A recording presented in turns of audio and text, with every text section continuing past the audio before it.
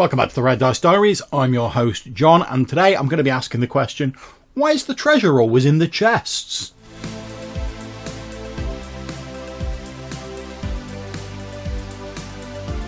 Okay, so what do I mean when I say, why is the treasure always in the chests? Well, it's become something of a stereotypical idea, particularly in like D&D style games and dungeon crawlers and games of that ilk, that you head into the dungeon, you face traps, dangerous monsters, labyrinthine corridors, devilish puzzles and things like that. And when you've defeated whatever guardians there are, your reward is the ubiquitous pile of loot at the end of the dungeon. But we often don't really think much about like what form that loot takes. And I don't mean like, what's actually in the loot, whether it's gold pieces or jewellery or items like that, because a lot of that's already covered, certainly in older D&D. When I say the form that loot takes, I mean sort of like how it's collectively drawn together and how it's organised, I suppose. And it's something of a stereotypical idea. Make it to the final chamber of the dungeon, and lo and behold, there is a large treasure chest, maybe hidden in a secret compartment, maybe it's got a fiendish lock on it, or the lock itself is trapped and the thief has to like go at it with his skills. But by and large, it's a big box with all that money and fat loot in it. And we're often encouraged by magazine articles, GM advice and stuff like that to give some thought to whether there is any of the loot that the NPCs, the villains, the monsters, whatever, could actually be using. Because, for instance, if you've got like an evil cult leader and he's got like a magical dagger that gives him a bonus to hit or whatever, it doesn't make much sense that he just keep it in a chest and he wouldn't be using it himself, particularly if he's attacked by the players and he has a chance to go and get that. Or if he's a cultist, why isn't he busting that out as a ceremonial dagger in the first place? And that is very good advice, and I've seen it proffered a number of times in articles and, like I say, GM tips videos, blog posts, stuff like that. But aside from that, we often don't think about how the loot that is just sort of lying around, it's not being used, is organised. Like I say, it's often just in a big box and that's it. Now, if you're anything like me and you look around your actual home, even if you're the most organised, neatest person in the world, which I'm not, then you won't have just one big chest with all of your stuff in it that you use every day. I mean, obviously we're talking about modern homes, but you look around, you've got sets of drawers and cupboards with clothes in, you've got shelves with books on, so many books. You've got drawers with stuff in, you've got cabinets, stuff like that. There's all manner of things. You've got your kitchen drawers with your cutlery in, stuff like that. There's all manner of furniture and other containers you've made. Like I've got a pot on this desk where I'm sat at now with pens in. I've got a number of shelves nearby. I've got a couple of like boxes and sort of mini units with stuff in. I've got desks, all manner of stuff that we use to put our goods on and in. So it occurs to me, like, why don't NPCs and villains do this a little bit more in game? Now, there's certain things that we have in modern times that obviously they wouldn't have in the sort of standard faux medieval setting that tends to be commonplace for D&D games.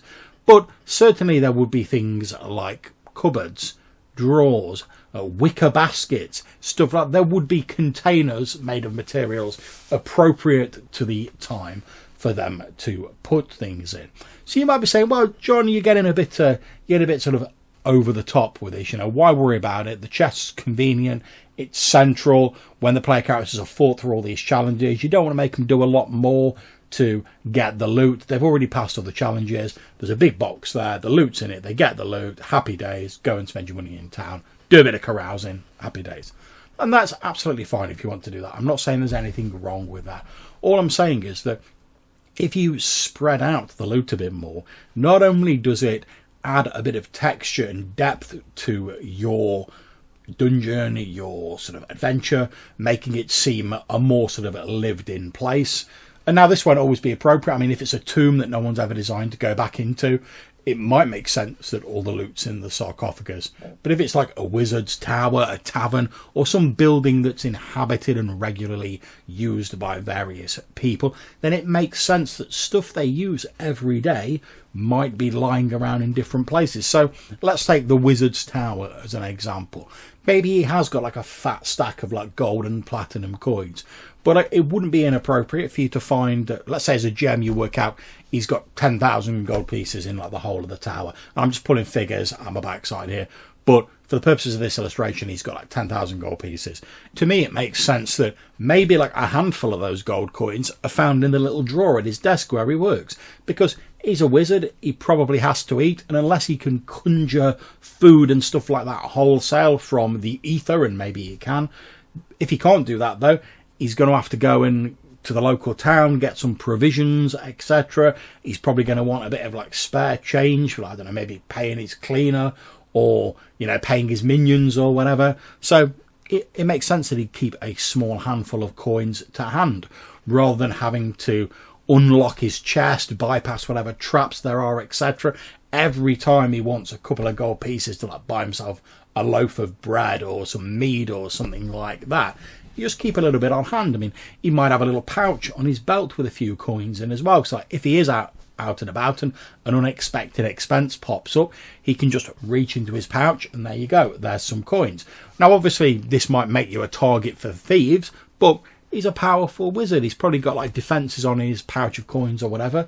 But if you think about it in modern day terms, we all have like cash cards and stuff like that we carry around with us. You know, chip and pin, you can just beep, there you go, you've made your purchase. They couldn't do that in the sort of faux medieval times of a standard D&D game, but there's no reason you couldn't at least carry a handful of coins around with you. This also applies to other things as well. So continuing with our example of the wizard's tower, he makes magical potions. Maybe you find one that's just been finished brewing. It's still set up on the little tripod with like whatever the equivalent of a Bunsen burner is underneath it, you know, turned off, that he's just finished. He hasn't had a chance to bottle up yet. It's still in a beaker. That's great because it makes it seem like a lived-in space. Maybe the ones that he has done, he's not finished labelling yet, and there's a few on his desk with like I don't know, some labels or whatever the equivalent is next to them, maybe one half written, but you don't know which bottle it goes through. So then that's a nice, more interesting way of framing the fact that, you know, you've got to test these potions out rather than you just find a load of potions with no labels on of various different hues and colours. Perhaps he's been working on some scrolls, maybe one's half written, maybe the ones that he has been working on are in a neat pile, all sort of labelled and filed away on some shelves or on another table or whatever. There are no end of places where if you stop for a moment and think about your dungeon as a living environment and like the big boss or the owner, creator of the dungeon as an actual person, where they could put things that they needed to use every day and have easy access to. Now, we're not saying that you should not use chests at all. I mean, let's face it, if you've rolled that this wizard has a load of jewellery, maybe that's like a family heirloom or it's something precious to him, it might make sense that he has a strong box or a chest that's locked and secreted in a hidden place for those small precious items. But money, besides its like metal and commercial value, people don't tend to view it as like precious in inverted commas in the same way that you view like heirlooms and stuff like that. So it makes sense to distribute money a little more.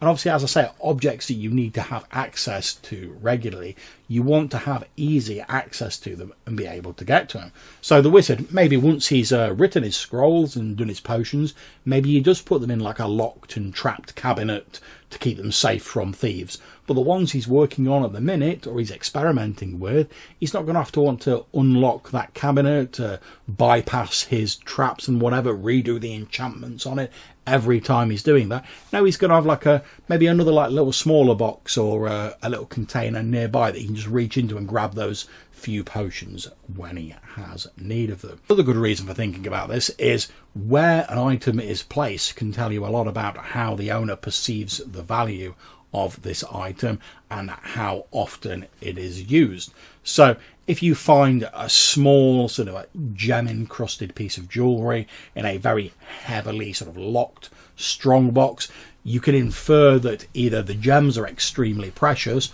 or that it has some meaning beyond its mere monetary value to the person who placed it there, especially if it's hidden away and has numerous traps and puzzles, etc. to defend it. Whereas if you find like a pile of coins just haphazardly thrown in a corner or strewn on a desk, it tells you that probably the owner doesn't really care about those things. They've just thrown them down haphazardly. So maybe they've got so much money they don't really need to worry about a bit of spare change. Or perhaps they're so occupied with other things, or maybe they was in such a rush when they last came back, they just threw it down in the corner and went on with their business. And now I'm not saying that you have to think about this for absolutely everything you do in an adventure. Sometimes it's nice just to come across that big loot box at the end. But if you're looking to maybe add a few extra wrinkles and a bit of extra sort of depth to your dungeons, just sparing like a few moments to think about where stuff might be located to make it seem like a lived-in space can really sort of add that extra level to your dungeons. Anyway, that's enough rambling from me about why gold's always in the chest. Do you always put gold in your chest? Got anything to say about this? I'd love to hear it. You can get in touch with us a couple of different ways. You can leave us a voicemail message on SpeakPipe or Anchor. We put out voicemail episodes currently only on the podcast, not on YouTube. Although if you want that to change, let me know. And if we get enough demand, we'll start putting them on YouTube as well. Or you can send us an email to rddrpgpodcast@gmail.com. Please remember to like, share and subscribe and all that other good stuff that people ask you to do on the internet. And until we catch you again, whatever you're playing, wherever you're playing it, take care and have fun.